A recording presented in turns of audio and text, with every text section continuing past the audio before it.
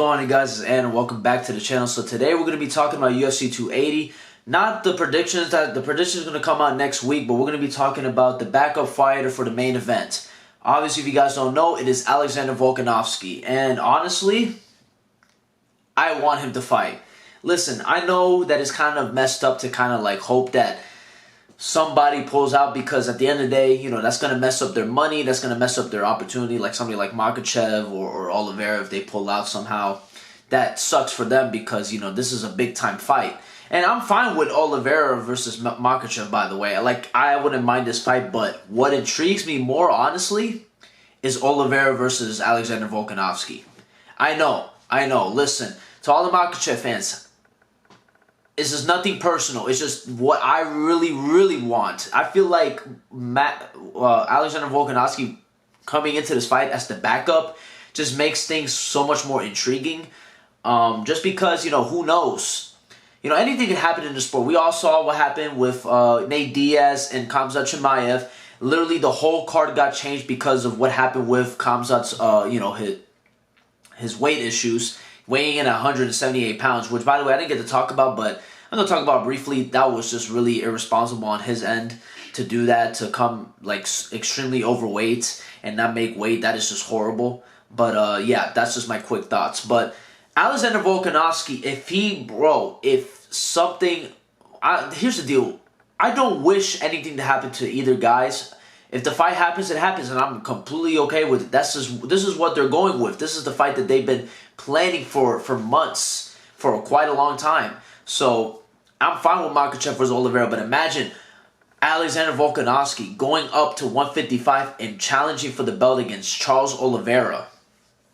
That doesn't intrigue you? Like, that does not intrigue you? That doesn't intrigue you all at all? You know what I'm saying? Alexander Volkanovski versus Islam, that's intriguing too, but to me, you know, I like Charles. I'm a Charles guy. I've grown to like Charles more and more with each fight, just because of he's like the last three, 4 fights has been insanely like entertaining. Like, the man is one of the more entertaining guys in the sport right now, and he is so good. And I want to see, bro, somebody like Alexander Volkanovski is dangerous. Like, we are thinking, I mean, right now, Alexander Volkanovski is the #1 pound for pound in the UFC. And for him to go up, we all saw that he wanted to go up in weight, you know, and challenge for the 155-pound belt. And to see him now that he's the backup fighter, it's just like, okay, I'm fine with this scenario, by the way, too. Let's either Makhachev or Oliveira wins, and in the next fight, Alexander Volkanovski gets the shot. Because honestly, if you look at the 155-pound division, I'm not really interested in Beneil Dariush, if I'm being honest. I don't care too much about Beneil Dariush.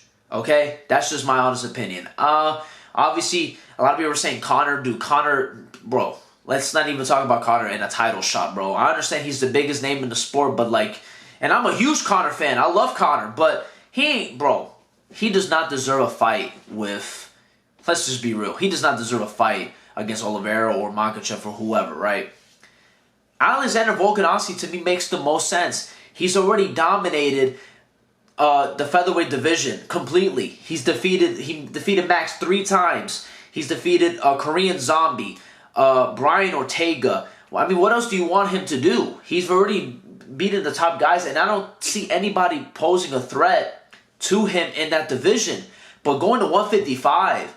and fighting for the belt, that makes it so much intriguing. And to see him as the backup fighter, I think that this is what the fans want mostly. I think the fans want Volkanovski versus Charles Oliveira for the belt. And that's no shade on Islam Makhachev. Like I said, Islam Makhachev is a great fighter. He's obviously been proven, even though that he hasn't really fought any like top guys, like I don't think he's ever beaten somebody in the top 5, right? I'm pretty sure that's proven to be true. Like, he beat what? And it's not really his fault. A lot of people pull out from his fights. Like RDA, he was supposed to fight RDA, I believe, and he pulled out. He was supposed to fight somebody else, I remember, and he pulled. Oh, he was supposed to fight, I think, RDA twice, and he pulled out twice. Is that correct? And he fought Bobby Green, and he fought Dan Hooker. I mean, bro, it's not really on him. At the end of the day, he showed up, and they didn't. But yeah, it's just seeing Alexander Volkanovski be the backup fighter. I just hope, you know. Okay, listen. Like I said, don't want nothing that bad to happen to anybody. But listen, I wouldn't be mad.